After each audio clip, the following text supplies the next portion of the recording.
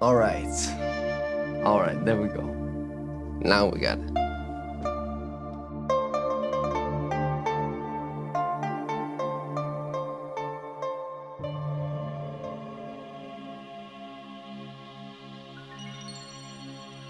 Look at that. Love is the fruit of sacrifice. Wealth is the fruit of generosity. I like that. That's like saying wealth is the fruit of generosity. It's like saying receiving is the fruit of giving. Right? Receiving is the fruit of giving. I really like that. Sacrifice, what does sacrifice mean? A sacrifice is a sacred offering. That's what a sacrifice is. It's a sacred offering. And to love, let's make sacred offerings. If you're in a relationship, well then making those sacred offerings of love, I'm sacrificing this because I love you. And a sacred offering is many things. Before in my life, I was smoking a lot of marijuana. I tell you, I smoked a lot of marijuana for like 3 years, 2 or 3 years. It was a lot. And I enjoyed it. I had so much fun. I really did enjoy it. It was a huge part of my life. Then I also started meditating and all of the spiritual journey and all of that. And I then came to realize that, I had to stop with marijuana. But when you have been so addicted, it's really difficult to stop. And then I was in the north of Ecuador, close to Otavalo. Not important, but north of Ecuador. And I was smoking marijuana. And I was like, I have to stop, but I don't know how to stop. I'm going to make it a sacred offering, as a sacred offering. So I said to myself, I said to life, I am sacrificing marijuana in a prayer for the wellness of my best friend. I'm sacrificing marijuana in a prayer for the wellness of my best friend. So for when I'm not smoking, it is a prayer for the wellness of my best friend. And that's a beautiful way to do it. That's a sacred offering. That's a sacrifice. And it was a sacrifice of love. Then I traveled a little more, stopped smoking completely. Then I crossed the Amazonas in the boats. This was like 4 or 5 months later. And then there were like some boys, and we were like, yeah, let's smoke marijuana and be really high. And I was like, well, it's been a long time, since I haven't smoked now. So let me smoke and let's see what happens. And I smoked 1 joint, and for 20 minutes it was fun. And for 4 or 5 hours afterwards, it was horrible because I was just unaware. It was not because I had a bad experience, I was just unaware. And I was on a boat in the middle of Amazonas. And I went and I took a picture of some children and my camera right here. And while traveling, I took a lot of pictures with this camera. And I took this beautiful picture here of these children playing on the boats. Man, I love the Amazonas so much. And then these men started yelling at me. And I was so high, I didn't know what to do. And they were yelling at me, and I don't know if they were yelling in Spanish or in Quechua or in any other language. I had no idea. And I was so scared. So I went in my hammock, and then I covered myself, and I hid away.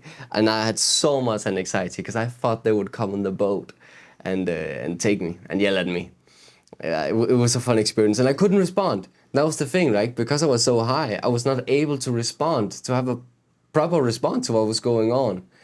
After that, I was like, that's it.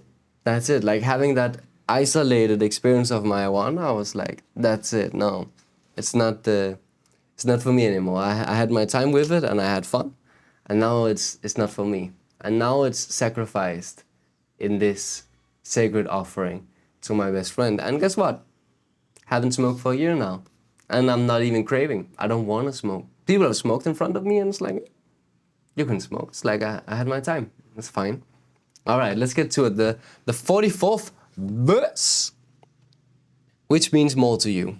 You or your renown? Which brings more to you? You or what you own? I say that what you gain is more trouble than what you lose. Love is the fruit of sacrifice. Wealth is the fruit of generosity. A contented man is never disappointed. He who knows when to stop is preserved from peril. Only thus Can you endure long? So good, man, so good.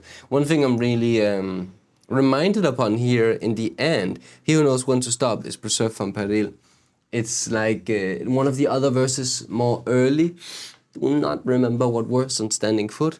He says, he talks a lot about stopping. Like, those who stop live forever. Let me find it. It's like the second verse or something. When the work is done, it is forgotten. That is why it lasts forever. The second verse, but that's not what I'm searching for actually. Here it is. I found it. The 9th verse. Man, I went through everything. To keep feeling is not as good as stopping. You can see it in this episode if you want to go back and watch that. Retire when the work is done. This is the way of heaven. Look at that. Retire when the work is done. This is the way of heaven. So he speaks a lot about stopping. Speaks a lot about like retire and let it go when the work is done. He who knows when to stop is preserved from peril.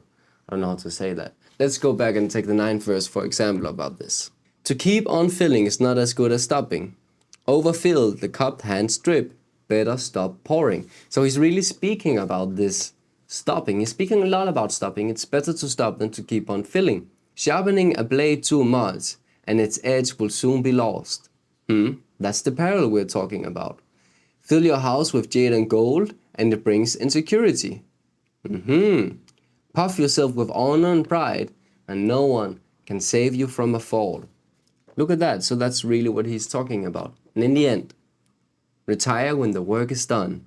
This is the way of heaven. Retire when the work is done. This is the way of heaven. So thank you for watching. I really hope that you enjoyed and you got something out of it. And I'm joking. Which means more to you? You or your renown? What means more to you? You or your image? Image or reputation is a better word. Your reputation. Which brings more to you? You or what you own? This reminds me of when the Bible and the Quran says, don't worship false gods, idols and false gods. So we were made in the image of God. Our nature is worship. We are worshiping. That's our nature because we were made in, I think everything is worshiping. That's like what the masters are sharing, right? That everything is worshiping God.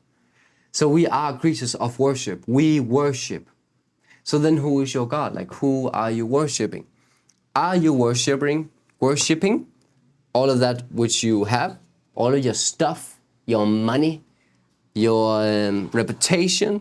Maybe you're famous. Don't want to lose that. All you have created, your empire, your ego.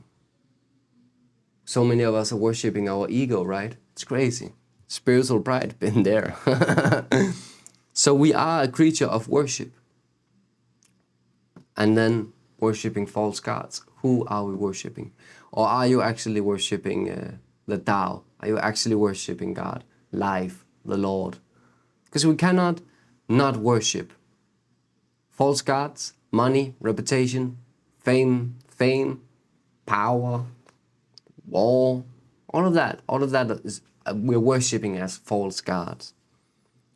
Love is the fruit of sacrifice. Wealth is the fruit of generosity. Yeah, we already talked a little about this. Very, very beautiful. Wealth is the fruit of generosity. Let's remember that. Let's remember that receiving is the fruit of giving. Love is the fruit of sacrifice. Wealth is the fruit of generosity. So, and love is the fruit of sacrifice. So I actually have a good story that showcases this. So I was working and I had just gotten off work after working for like 3 days in a row. And that's 3 days in a row. That's 72 hours in a row. It was very tough work I had. I was a handicap helper. And it was very tough. The one I was helping, he was suffering so much. So when I was there, I was really going through a lot. But then when I was off, usually I would get a huge amount of energy, like really joyful towards life and all of the teachings that I was being given, spending my time that much in my yin, the darkness, right? Where we don't want to be. And I was leaving work and I was listening to Dr. Wayne Dyer, and he had just shared that if you are giving full-heartedly, like with no self-interest, then life will give you exactly what you're giving back plus 12%. And I was like really high on life. And then I went into the store, 7-Eleven in Denmark, and I saw that they had cake on a discount. You could buy 2 cakes for 1. What? That's crazy, right? And there were these 2 girls behind the counter, and I always enjoyed when they were there. We were having so much fun. I was always talking with them. So then I bought the cake, and then I gave it to the girls. I was like, here, I bought the cake. It's your cake, but here, it's for you. Then you guys can enjoy it. I don't want it. And then I bought a cafe latte. So then I bought that, a cafe latte grande. And then I bought that, and we were having fun and enjoying and talking. They were like really surprised. No one had ever done that for them before. It was a good moment. Then I left, and there was a homeless man outside, and he was begging for, not money, or maybe he was. He was begging. And I asked, what do you want? And he was like, oh man, I could really do like a huge cafe latte. And I just had it in my hand, you know. It's like, oh, take mine. Have not sipped from it yet. So there you go, full cafe latte. And then he said thank you and went on his way. And I went in again and I bought a new cafe latte. But then the girls would not let me pay. So I got that cafe latte for free, which is very kind of the girls. And yeah, there we go. That was like, love is the fruit of sacrifice. So I sacrificed first those little money to buy them cake. Wealth is the fruit of generosity. I got a free coffee because I just gave my coffee without ever, you know, I was going to go in. I was even to the girls, no, I want to pay. Like, I want to pay for my coffee. But they did not allow me to pay for the coffee. So I think it's a very beautiful story. It really changed my life. That was like I just heard Dr. Wayne Dyer say it, and then the Lord gave me this, the Tao gave me this, and I was like, I see, I understand. Ever since, I've been very generous in giving. And then when an anxiety comes, I'm just allowing to turn to the Tao. I know my wealth. Even though right now I'm not wealthy, I have no money, I have no income, I know my wealth. A contented man is never disappointed. Being content is an inner feeling. And most importantly, being content is a feeling of you being content with yourself. Because we are not responsible for anything outside of us. The only responsibility we have is responsibility of ourselves, of our thoughts, our intention, our thoughts, our words, our actions, our habits, our character and our destiny. That is our own responsibility. And a man who is content in this is a man who's taking control of this and is content with what he's creating in life. And all of that creation comes from intention, the thought, the words, the action, right? And the habits. So there we go, the 44th verse. Such a good verse, man. Such a good verse. And now we're getting to the 45. It is also very, very good. Let's just jump right into it. The greatest perfection seems imperfect, and yet its use is inexhaustible. The greatest fullness seems empty, and yet its use is endless. Great straightness seems twisted. Great intelligence seems stupid. Great eloquence seems awkward. Great truth seems false. Great discussion seems silent. Activity conquers cold. Inactivity conquers heat. Stillness and tranquility set things in order in the universe. Yeah, man, I told you that we will talk about perfection. So that is what we are talking about now. What are one of the biggest lies that we humans tell ourselves? Nothing is perfect. Nothing is perfect. Or no one is perfect. One of the biggest lies. And I think more than not, it's just an excuse for our shitty behavior. You know, oh, no one's perfect. Or nothing is perfect. And and nothing is perfect is an excuse for shitty lives, right? Well, nothing is perfect. I think pretty much that's the core of it. On the contrary, everything is perfect. And it is not very difficult to prove, actually. For one, the fact that it exists means that it's perfect. Because only perfection can exist. The thing that we have in our mind, where we are saying this is perfect and this is imperfect, is literally just a concept in the mind. It does not exist in nature. It really does not exist in nature. Nature is a perfect expression. And that's just how it is. It cannot be any other way. because that which exists is perfect. But then we can look at like, but what about starving children? What about people being slaughtered? What about all of those horrible, horrible stuff that is happening in life? Yes, that is a part of perfection too. It is a part of perfection too. And it is a perfect response to our actions. Remember that humanity is one organism. Just like, we have different cells, we have individual cells, but together all of our cells are this beautiful, beautiful temple of a body. The same with the humans. We are individual organisms, but together we are one big organism called Earth. So this horrible, shitty situation we are finding ourselves in is a perfect response to our actions. It's a perfect response to our actions. So again, it is perfection. Only perfection exists. There cannot exist anything outside of perfection. And this also brings me to like, we also make an extinction between nature and not nature. Well, this is nature and this is not nature, Everything created by humans is not nature. And everything else, and we make the distinction with humans. That humans is like, we are like on the middle of, are we nature or are we not nature? And everything that is created from us is created on the not nature side. And everything else away from us is nature. But this is simply not true.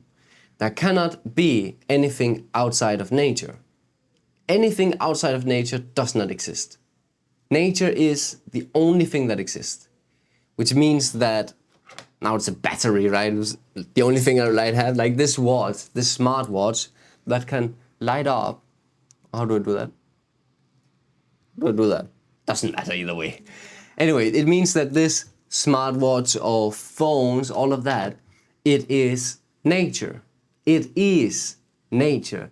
It is created by nature and it is nature because we are nature. Nothing but nature exists. There we go. So, and when we say return to nature, how can we return to nature? We never left it. We never left it. But we don't feel connected with nature. Why don't we feel connected with nature? Because we don't feel connected with ourselves. So we are also always talking about connecting with nature. But we are forgetting or failing to see connecting with nature means connecting with ourselves. It is through our humanity that we receive that we embrace the freedom of life, that we embrace heaven on earth. It is not despite of our humanity. It is through. The greatest fullness seems empty. More about the perfection actually, now that we're here. Also, there are no straight lines in nature, right? There's no straight lines. Everything is curvy, everything is not perfect, but it is perfect. So it really is a way of, the not perfect is a concept of the mind, that's all I'm saying. Not perfect is a concept of the mind. Perfect and not perfect, imperfect, is concepts of the mind. Only what is exists. And because it exists, it is perfect. And because it exists, it is nature. And if it does not exist, it is nature too. Because that is yin and yang, right? And yet it is inexhaustible. It just keeps on creating. Life just keeps on unfolding. It's like if you have apple juice and the more you pour, the more just comes out. And it will never empty. That is life. That is the Tao. It will never empty. Never born, will never die. And how can it have an age, right? How can they have time? Not possible. Never born, will never die. The greatest fullness seems empty, and yet its use is endless. The universe is filled up with what? Nothing. No thing. And it's filled up with space, and its use is endless. It is forever, forever going, forever creating of nothingness.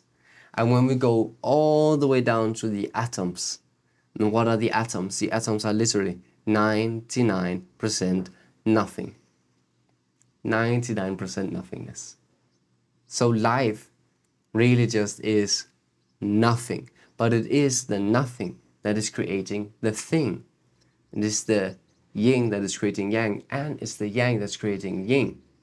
If you have thing without nothing, well then what would you have? You would just have one big thing, but nowhere, nothing to do with it. But if you had nothing with no thing, well then how could you say nothing? Like, you would not have anything. There would be nothing. Nothing would not even exist, because there can only be nothing because there's thing. There can only be space because there's things, and there's space in between the things. But if there's no things, it's just the space in between what? Nothing. It's such a paradox. Great straightness seems twisted. Great intelligence seems stupid. Great eloquence seems awkward. Great truth seems false. Great discussion seems silent. This is like what all of this verse in my mind is talking to. Is like talking to that state of awareness. It's talking to that state of awareness where there is perfect and imperfect, where there is good and bad, right and wrong, light and darkness, good and evil. It's like talking about this awareness, this state of awareness where these things exist. And then it's like saying that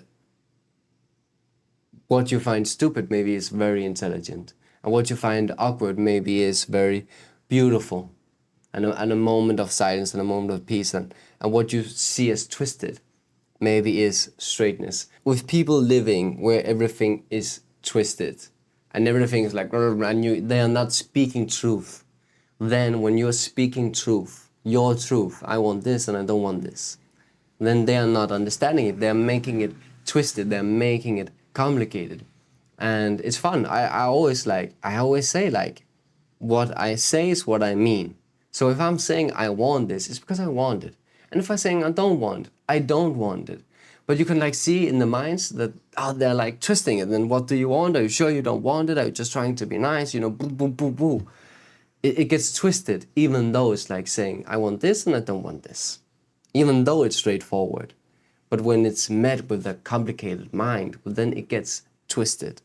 Great intelligence seems stupid. Children seem stupid to so many people. Oh, children are so stupid. But like, they're just so intelligent.